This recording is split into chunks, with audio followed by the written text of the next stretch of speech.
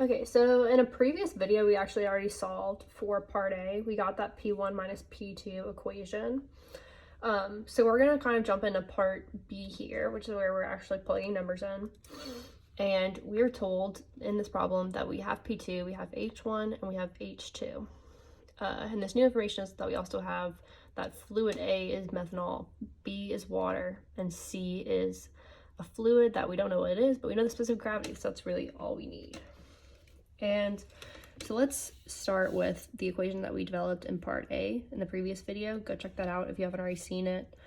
And we're gonna move this around a little to make it easier for us to solve.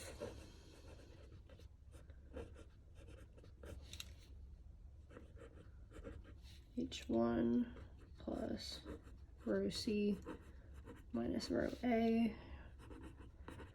GH2. And now we're going to start plugging in, P1.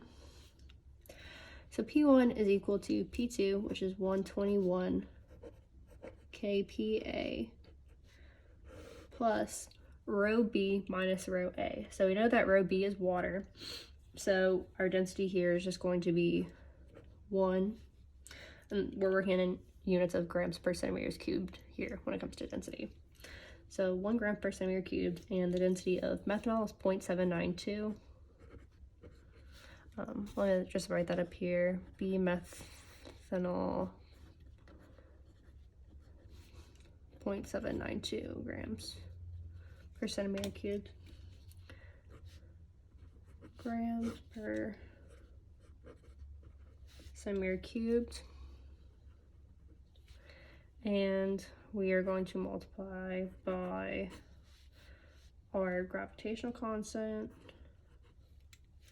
centimeters per second, and our height of 30 centimeters for each one. Plus, now we have the rho C minus rho A GH2. And rho C, we are told, is 1.37. Well, we know the specific gravity is 1.37, but since we're working in units of grams per centimeter cubed, our reference density of water is going to just be 1. So 1.37 times 1 is still 1.37.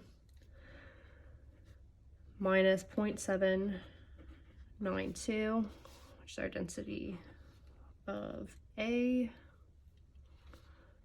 over centimeter cubed, times 981 centimeters per second squared, times 24 centimeters. Now we're going to work out these funky units. So 1 dyne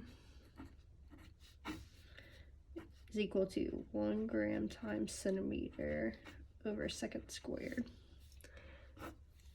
And we have 101.325 kPa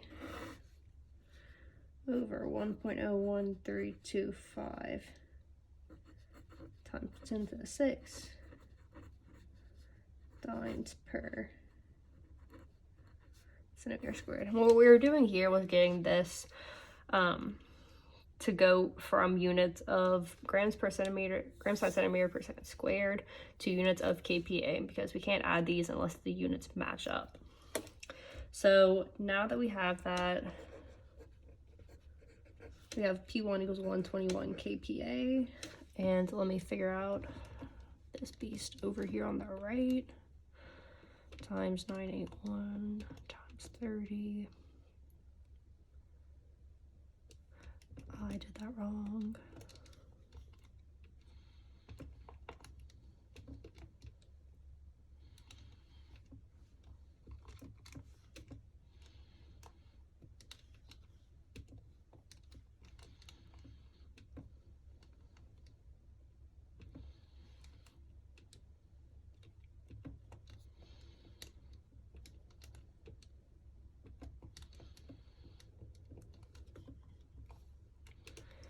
And we get that the pressure is going to be equal to 1.97 kPa. And so P1 is equal to 122.97, which is about 123 kPa.